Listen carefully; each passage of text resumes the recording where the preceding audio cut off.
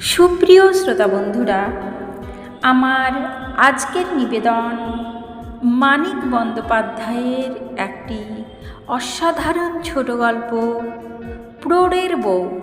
শুনতে থাকুন।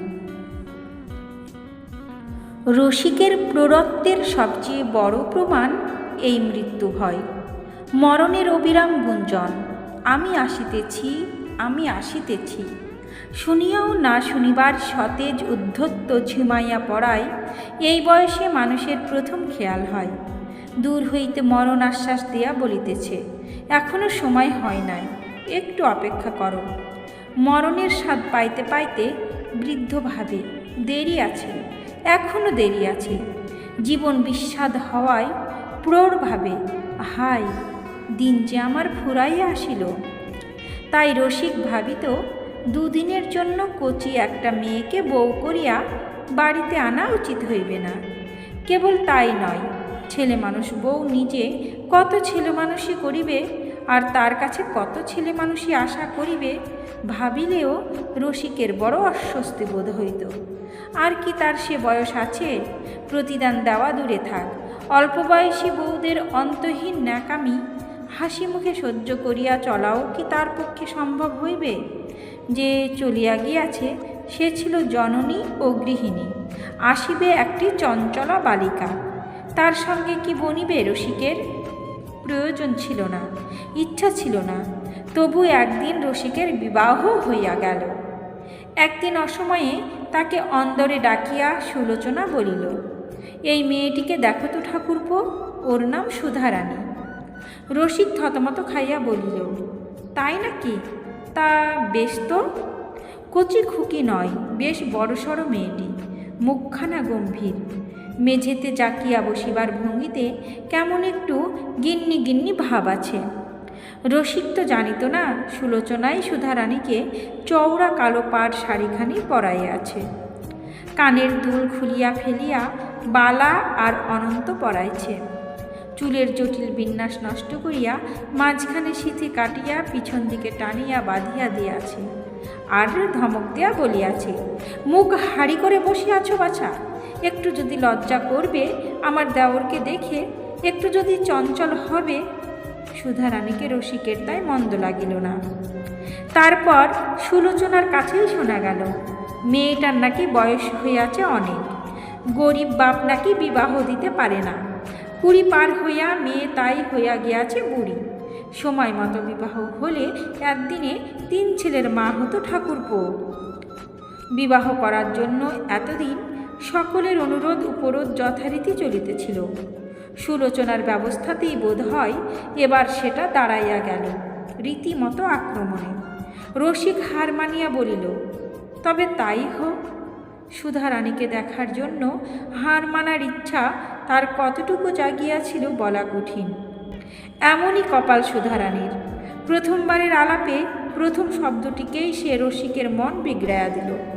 রসিকের মনে অনুতাপ, আত্মসমর্থন, দ্বিধা, সংকোচ, উৎসুকর আলোড়ন চলিতেছিল। কখনো জাগিতেছিল বিষাদ, কখনো প্রত্যাশার আনন্দ।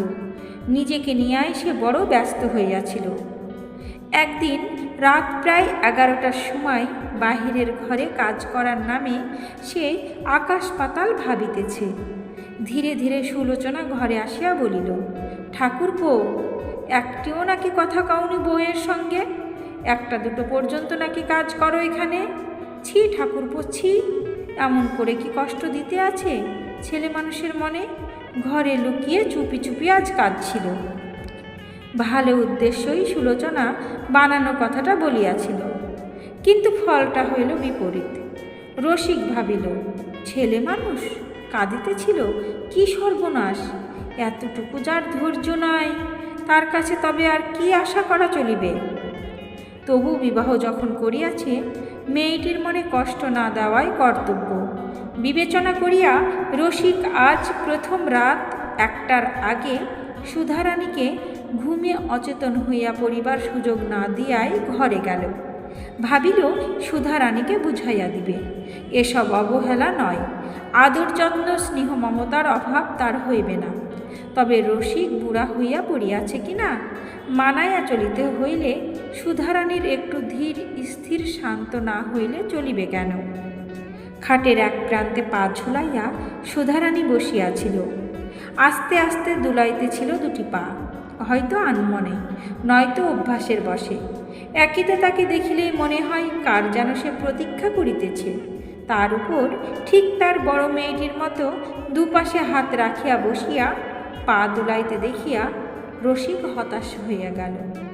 হয়তো সুলোচনা জানাইয়া দিয়া গিয়াছে এখনই স্বামী ঘরে আসিবে। কিন্তু এমন বেশি প্রেমিকের পথ চাওয়া, এমন অধীর প্রতীক্ষা কেন? হরিণীর মতো চঞ্চলা যে 10 বছরের মেয়ে, তার অনুকরণে পা দোলানো কেন?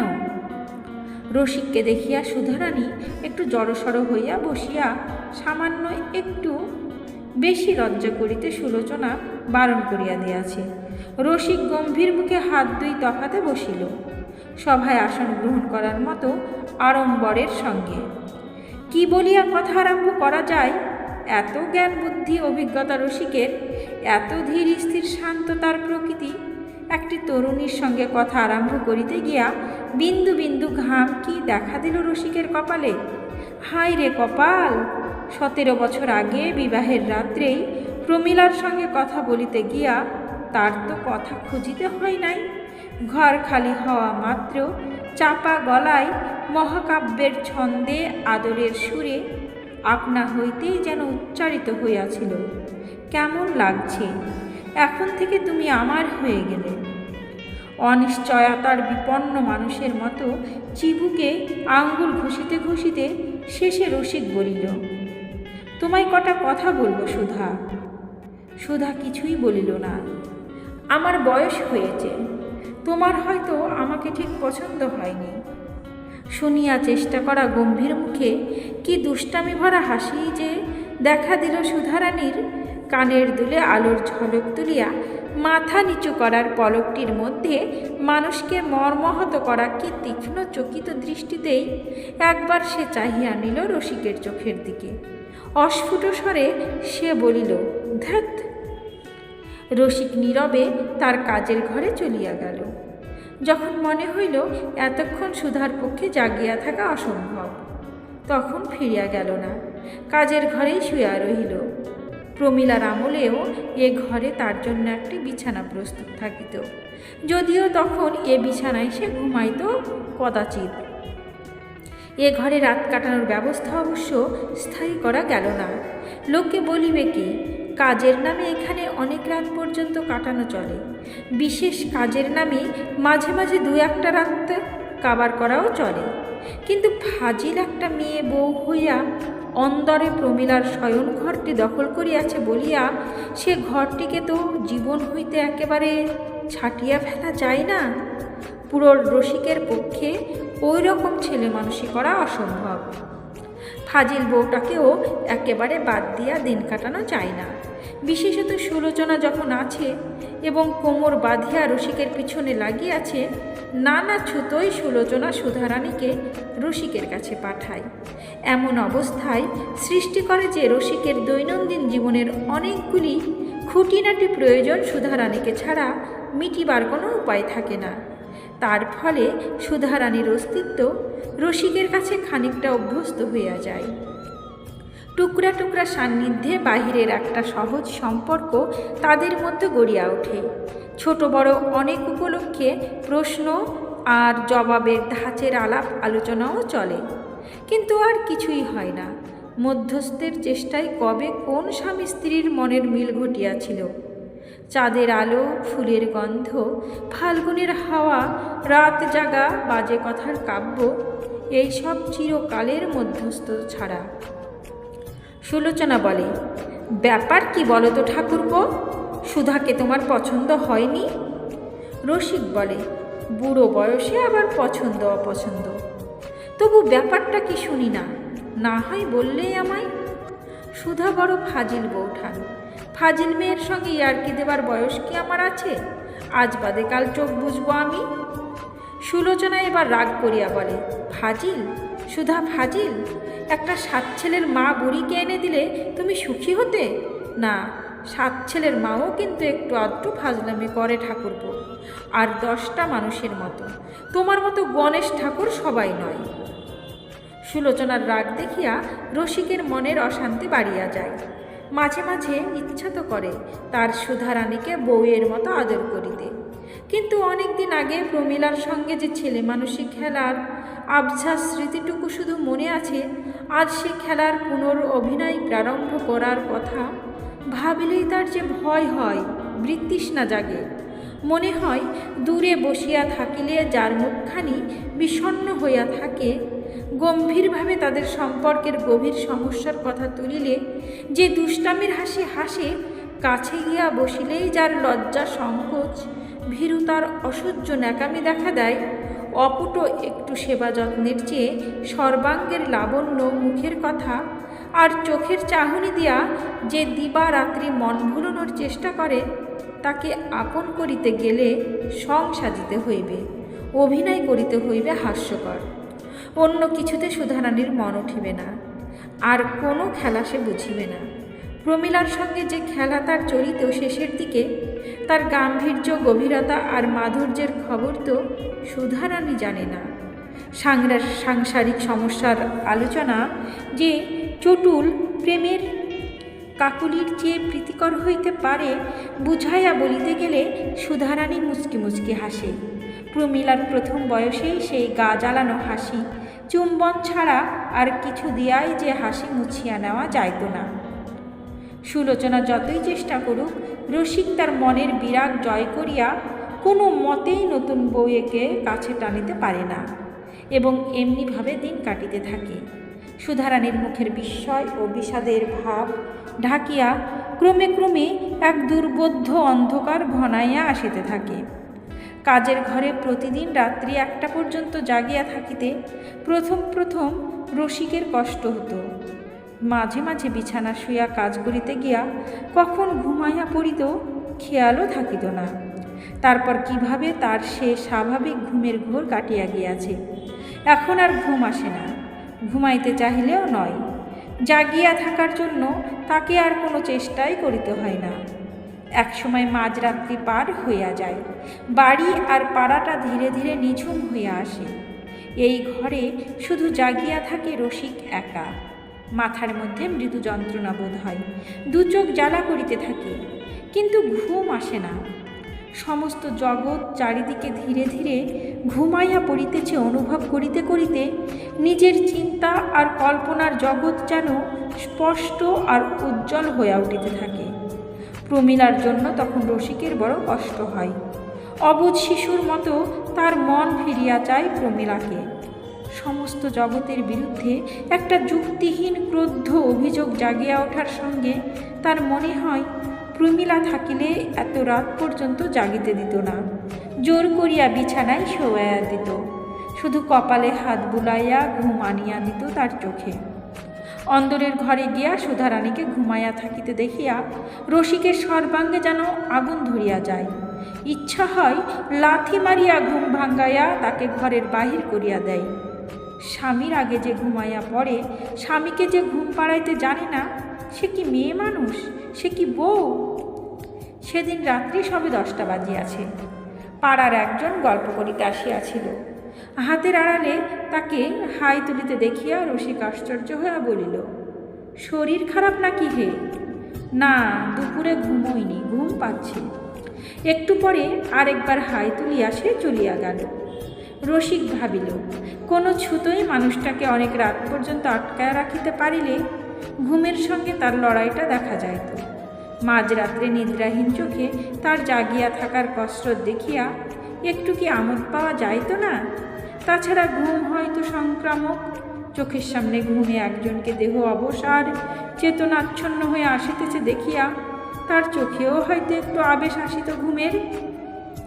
না, তা আসিত না।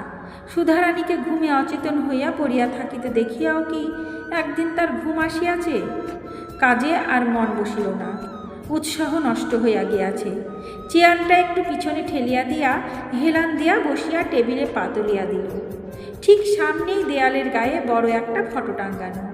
দামি ফ্রেমের মধ্যে সাধারণ ঘরোয়া সাজে প্রমীলা দাঁড়াইয়া আছে। মুখে দুষ্টামি ভরা তৃপ্তির হাসি। ফটোখানা ছাড়া এদিকের দেওয়ালটি একেবারে ফাঁকা। এখানে ওখানে কতকগুলি পেরেকের দাগ শুধু আছে। বোঝা যায় আরও 2-4খানা ফটো বা ছবি এ দেওয়ালে টাঙানো ছিল, সরাইয়া ফেলা হইয়াছে। গড়গড়ার নল মুখে দিয়া টানিতে গিয়া রসিকের খেয়াল হইল প্রমীলার ফটো ঘিরিয়া একটা নূতনত্বের আবির্ভাব ঘটিয়াছে। কালো যার অস্তিত্ব ছিল না, টাটকা ফুলের একটি মালা, তাই বটে। সন্ধ্যার পর ঘরে ঢুকিয়া মৃদু একটু ফুলের গন্ধ সে পাইয়াছিল। তারপর তামাকের ধোঁয়ায় কখন সে গন্ধ চাপা পড়িয়া গিয়াছে, ফ্যানের বাতাসে কোথায় উড়িয়া গিয়াছে, খেয়ালও থাকে নাই। কিন্তু প্রমীলার ফটোতে হঠাৎ টাটকা ফুলের মালা জড়াইল কে? এ বুদ্ধি জাগিল কার? প্রথম কয়েক মাস সে নিজেই বিকেলে বেড়াইবার ফিরিবার সময় মোড়ের দোকান হইতে মালা কিনিয়া আনিয়া ফটোতে পরাইয়া দিত। একদিন বাসি মালাটি খুলিয়া নতুন মালা পরাইয়া দিবার সময় হঠাৎ তার মনে হইয়াছিল ফুলের মালা ঘুষ দিয়া স্মৃতির মর্যাদা বজায় রাখিতে চেষ্টা করার মতো ছেলে মানুষে আর হয় না। এ কথা কেন মনে হইয়াছিল কে জানে। সেদিন হইতে আর সে মালা কেনে নাই। এতদিন পরে আবার ফুলের মালা দিয়া প্রমীলার স্মৃতিকে পূজা করিল কে? অন্দরের দরজা একটু ফাঁক করিয়া বাড়ির চাকর নিখিল ঘরের মধ্যে একবার উকি দেয়া চলিয়া গেল। রোজ এই সময় এমনিভাবে সে একবার উকি দিয়ে যায়। 2-4 মিনিটের মধ্যে সুধারানী সন্তর্পণে ঘরে ঢুকিয়া টেবিলের কাছে আসিয়া দাঁড়ায়। মৃদু স্বরে অনুরোধ জানাই, খেতে চলো। আজও সে আসিল। রসিকের টেবিলে তোলা পায়ের কাছে টেবিলে হাত রাখিয়া সহজভাবে মুখের দিকে চাহিবার চেষ্টায় চিবুক পর্যন্ত চোখ তুলিয়া বলিল, খেতে যাবে না? পা নামাইয়া রসিক সোজা হইয়া বসিল। রসিক জানে এসব সুলোচনার ব্যবস্থা। খাইতে বসিবার সময় হইলে সুলোচনার হুকুমে নিখিল আসিয়া দেখিয়া যায় ঘরে বাহিরের লোক কেউ আছে কিনা। তারপর সুলোচনার হুকুমেই সুধারানী তাকে ডাকিতে আসে। অল্পদিন আগে তার যে বিবাহ হইয়াছে এ কথা ভুলিয়া গিয়া অনেক দিনের পুরনো বইয়ের মতো একটু গিন্নি গিন্নি ভাব দেখানোর করুণ চেষ্টার মধ্যেও রসিক সুলোচনার শিক্ষা ও পরামর্শ স্পষ্টই দেখিতে পায়। কোনো দিন সে আমোদ পায়, কোনো দিন মমতা বোধ করে। আজ কিন্তু মনটা বিগড়াইয়া গিয়াছিল। তুমি মালা দিয়েছ? প্রশ্নে নয়, গলার আওয়াজে সুধারানীর মুখ বিবর্ণ হইয়া গেল। চিরদিন সে বড় ভীরু। তার ওপর কুমারী জীবনের অন্তে এই প্রৌঢ় বিপত্নিকের বউ হইয়া খাপ ছাড়া অস্বাভাবিক অবস্থায় তার দিন কাটিতেছে। এসব ঢং শিখলে কোথায়? যেখানেই শিখে থাকো, আমিও সব পছন্দ করি না, বুঝলে? নির্বাক সুধারানীর আঙুলে আঁচলের কোণটা জড়াইয়া যাইতে থাকে। আর রসিক নিজের ওপর বিরক্ত হইয়া ভাবে যে রাগ না করিয়াও এমন কড়া কথা সে বেচারিকে বলিল কেন। এসব কিছু বলার ইচ্ছাও তো তার ছিল না। প্রমীলার ফটোতে মালাটালা সে যেন আর না দেয়, শুধু এই কথাটা সে সুধারানীকে বলিবে ভাবিয়াছিল। সুধারানী যদি এখন কাঁদিয়া ফেলে সে কি করিবে? সুধারানী কিন্তু কাদা কাটা করিল না। একটু কাঁদো কাঁদো মনে হইল না তার মুখখানা। একটু রাগের ভঙ্গিতেই যেন দাঁত দিয়া ঠোঁট চাপিয়া ধরিয়া কিছুক্ষণ দাঁড়াইয়া থামিয়া সে ফিরিয়া যাওয়ার উপক্রম করিল। তখন একটা সন্দেহ মনে জাগায়। রসিক বলিল, যেও না, শোনো, বৌঠান তোমাকে মালা দিতে বলেছে নাকি? জানি না। আমি যদি দিয়ে থাকি কি করবে তুমি? মারবে? জবাব দেওয়ার ভঙ্গি, গলার সুর সমস্তই অপ্রত্যাশিত। রসিক আশ্চর্য হইয়া গেল। সুধারানীও যে এতখানি অভিমান করিয়া অন্যায় ভৎসনার এমন ক্রোধ প্রতিবাদ জানাইতে পারে, এ যেন একেবারে অবিশ্বাস্য ব্যাপার। আজ পর্যন্ত একবারও সুধারানীকে সে এমনভাবে কথা বলিতে শুনে নাই। হয়তো সুযোগ দেই নাই বলিয়া। সুযোগ পাইলে আগেই হয়তো সে এমনিভাবে ফোঁস করিয়া উঠিয়া প্রমাণ করিয়া দিতে পারিত নতুন বউ হইলেও সে কাপড় মোড়া 13 বছরের ছিচকাদনে খুকি নয়। রসিকের মনে হয় আজও এইমাত্র সে যেন সুধারানীর অস্তিত্ব প্রথম অনুভব করিয়াছে। এতদিন সে যেন থাকিয়াও ছিল না। তাই কয়েক মুহূর্তের জন্য সে যেন ভুলিয়াই গেল সে সুধারানী প্রমীলা নয়। প্রমীলা রাগ করিলে যেভাবে তার রাগ ভাঙানো একরকম অভ্যাস হইয়া গিয়াছিল রসিকের, আজও তেমনইভাবে বড় রকম ভূমিকা করিয়া সে রাগ দূর করিতে গেল সুধারানীর। কিন্তু বেশি দূর এগোনো গেল না।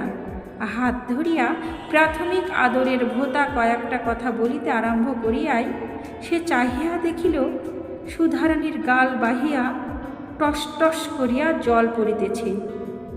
প্রমীলা হইলে কাঁদিত না, আগে হইতে কাঁদিতে থাকিলেও কান্না বন্ধ করিয়া দিত।